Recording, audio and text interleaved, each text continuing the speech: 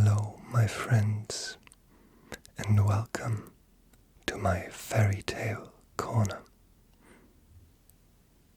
My name is Leander, and I hope you're having a great day so far.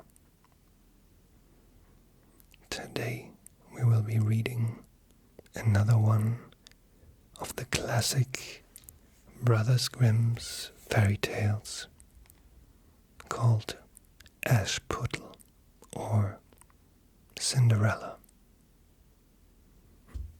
Let's get right into it.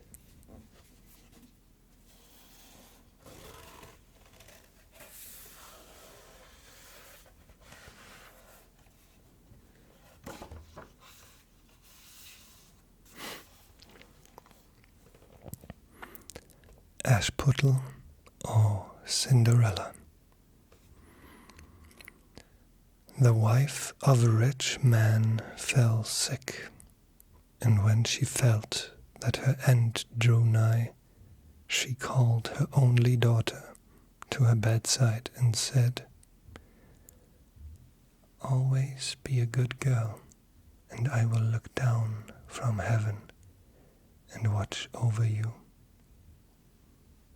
Soon afterwards she shut her eyes and died, and was buried in the garden, and the little girl went every day to her grave and wept, and was always good and kind to all about her. And the snow spread a beautiful white covering over the grave, but by the time the sun had melted it away, her father had married another wife. His new wife had 2 daughters of her own that she brought home with her. They were fair in face, but foul at heart, and it was now a sorry time for the poor little girl. "What does the good-for-nothing want in the parlor?" said they. "They who would eat bread should first earn it. Away with the kitchen maid." Then they took away her fine clothes and gave her an old grey frock to put on, and laughed at her and turned her into the kitchen. There she was forced to do hard work, to rise early before daylight, to bring the water, to make the fire, to cook and to wash. Besides that, the sisters plagued her in all sorts of ways and laughed at her. In the evening, when she was tired, she had no bed to lie down on, but was made to lie by the hearth among the ashes. And then, as she was of course always dusty and dirty, they called her Ashputtel. It happened once that the father was going to the fair and asked his wife's daughters what he should bring them. "Fine clothes," said the first. "Pearls and diamonds," cried the second. "Now, child," said he to his own daughter, "what will you have?" "The first sprig, dear father, that rubs against your head on your way home," said she. Then he bought for the 2 first the fine clothes and pearls and diamonds they had asked for. And on his way home, as he rode through a green copse, a sprig of hazel brushed against him and almost pushed off his head. So he broke it off and brought it away. And when he got home, he gave it to his daughter. Then she took it and went to her mother's grave and planted it there, and cried so much that it was watered with her tears. And there it grew and became a fine tree. 3 times every day she went into it and wept, and soon a little bird came and built its nest upon the tree, and talked with her, and watched over her, and brought her whatever she wished for. Now it happened that the king of the land held a feast, which was to last 3 days. And out of those who came to it, his son was to choose a bride for himself. And Ashputtel's 2 sisters were asked to come. So they called her up and said, "Now comb our hair, brush our shoes, and tie our sashes for us, for we are going to dance at the king's feast." Then she did as she was told. But when all was done, she could not help crying, for she thought to herself, she should have liked to go to the dance too. And at last she begged her stepmother very hard to let her go. "You, Ashputtel," said she, "you who have nothing to wear, no clothes at all, and who cannot even dance, you want to go to the ball?" And when she kept on begging to get rid of her, she said at last, "I will throw this basin full of peas into the ash heap, and if you have picked them all out in 2 hours' time, you shall go to the feast too." Then she threw the peas into the ashes, but the little maiden ran out at the back door into the garden and cried out, "Hither, hither, through the sky, turtle doves and linnets fly, blackbird, thrush, and chaffinch gay, hither, hither, haste away. One and all, come, help me quick, haste ye, pick, pick, pick." Then first came 2 white doves flying in at the kitchen window, and next came 2 turtle doves, and after them all the little birds under heaven came chirping and fluttering in, and flew down into the ashes, and the little doves stooped their heads down and set to work. Pick, pick, pick. And when the others began to pick, pick, pick, and then the others began to pick, pick, pick, and picked out all the good peas and put it in a dish and left the ashes. At the end of 1 hour the work was done, and all flew out again at the windows. Then she brought the dish to the mother, overjoyed at the thought that now she should go to the wedding. But she said, "No, no, you slut, you have no clothes and cannot dance, you shall not go." And when Ashputtel begged very hard to go, she said, "If you can in 1 hour's time pick 2 of those dishes of peas out of the ashes, you shall go too." And thus she thought she should at last get rid of her. So she shook 2 dishes of peas into the ashes. But the little maiden went out into the garden at the back of the house and cried as before, "Hither, hither, through the sky, turtle doves and linnets fly, blackbird, thrush, and chaffinch gay, hither, hither, haste away. One and all, come, help me quick, haste ye, pick, pick, pick." Then first came 2 white doves in at the kitchen window, and next came the turtle doves, and after them all the little birds under heaven came chirping and hopping about, and flew down about the ashes. And the little doves put their heads down and set to work. Pick, pick, pick. And then the others began. Pick, pick, pick. And they all put the good peas into the dishes and left all the ashes. Before half an hour's time, all was done, and they flew out again. And then Ashputtel took the dishes to the mother, rejoicing to think that she should now go to the ball. But the mother said, "It is all of no use. You cannot go.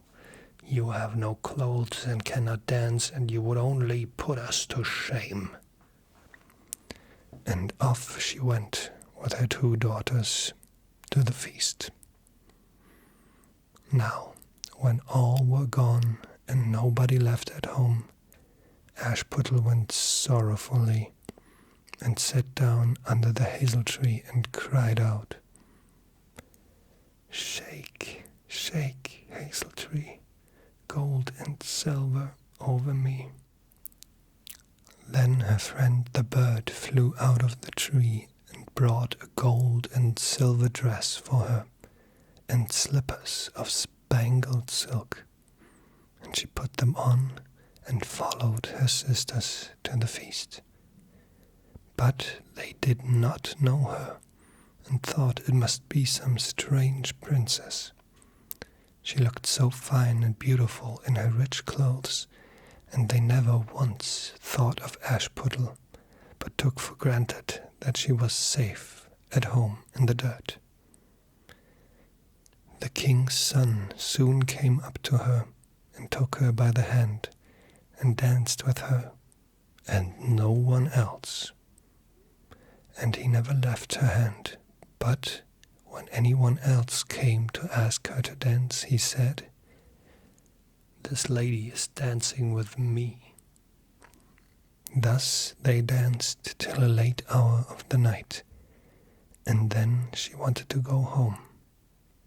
And the king's son said, "I shall go and take care of you to your home," for he wanted to see where the beautiful maid lived.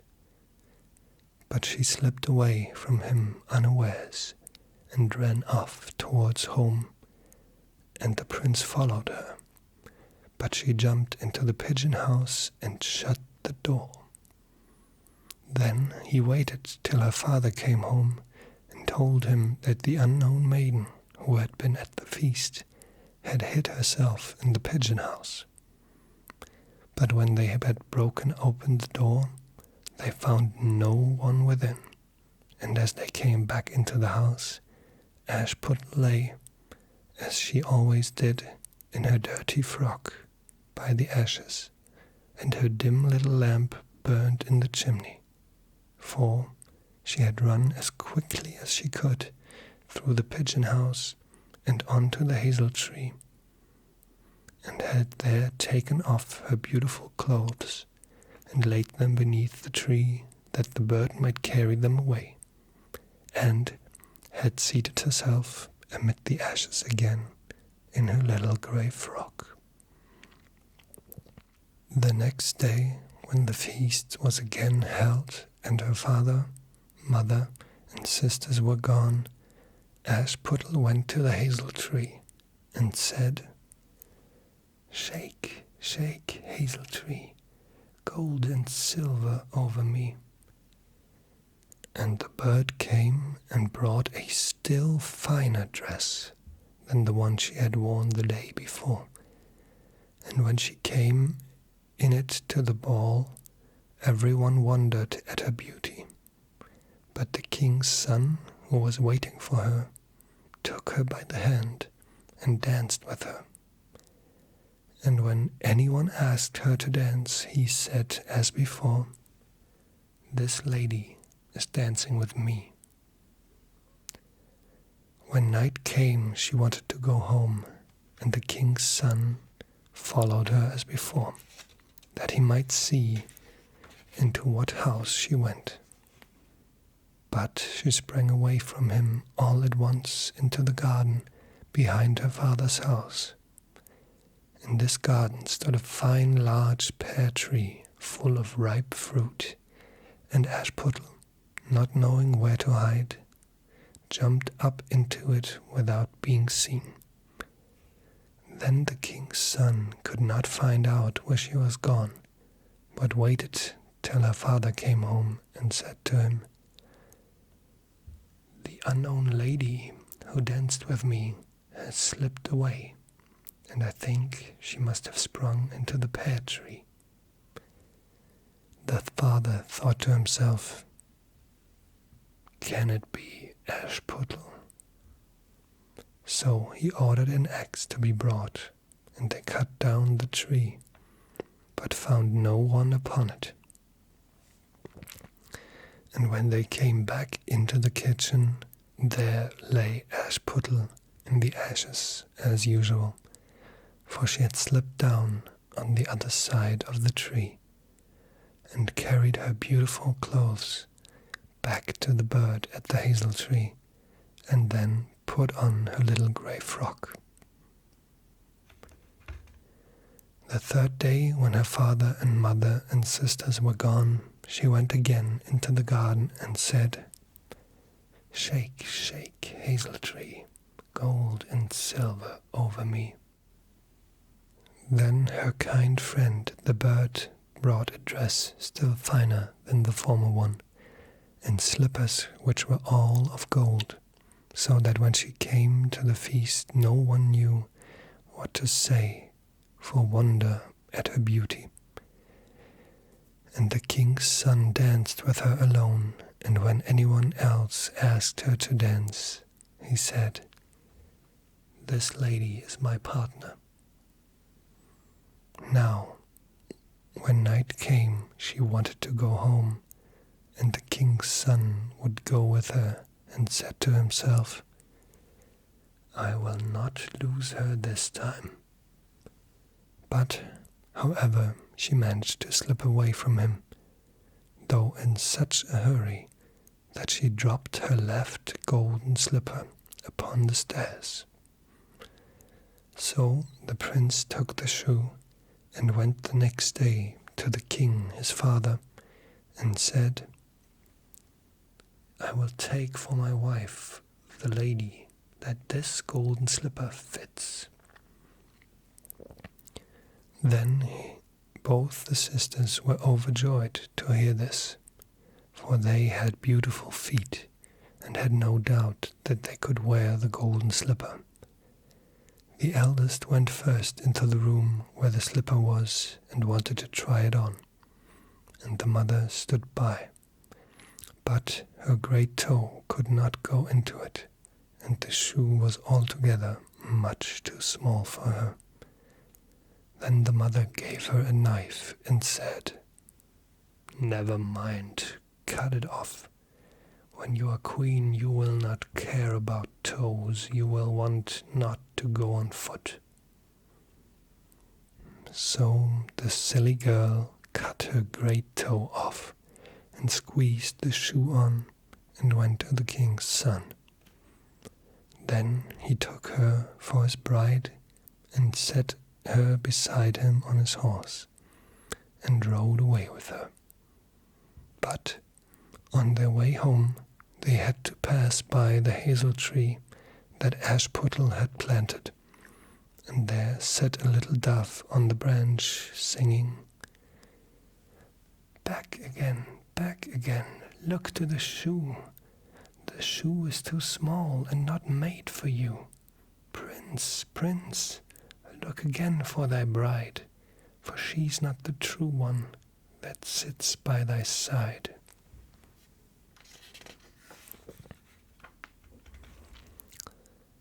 Then the prince got down and looked at her foot, and saw by the blood that streamed from it what a trick she had played. So he turned his horse round and brought the false bride back to her home and said, "This is not the right bride. Let the other sister try and put on the slipper."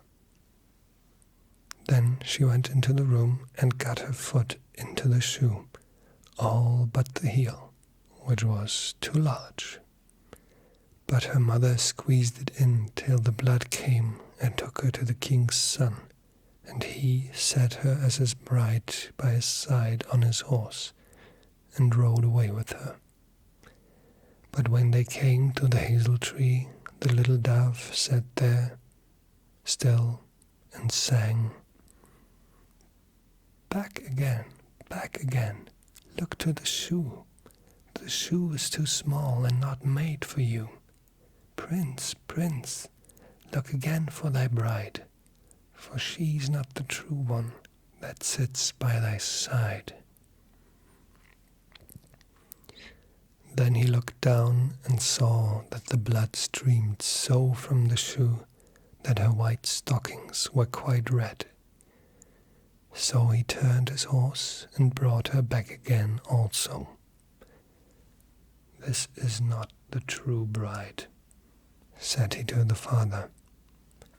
"Have you no other daughters?"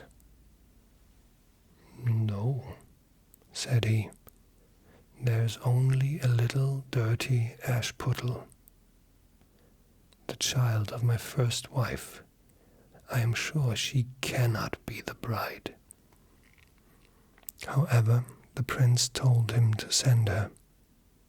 But the mother said, "No, no, she's much too dirty. She will not dare to show herself." However, the prince would have her come. And she first washed her face and hands, and then went in and curtsied to him, and he reached her the golden slipper.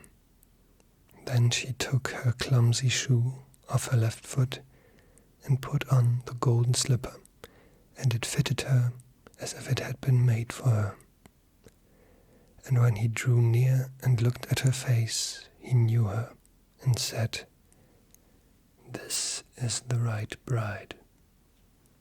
But the mother and both the sisters were frightened and turned pale with anger as he took Ashputtel on his horse and rode away with her.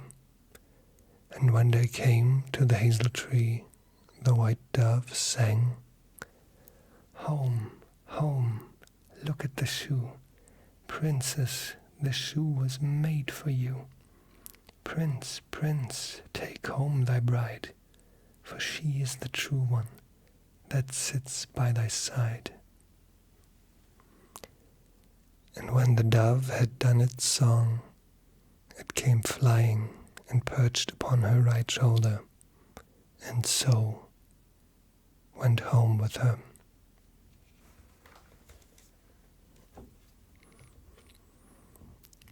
So that was the story of Ashputtel.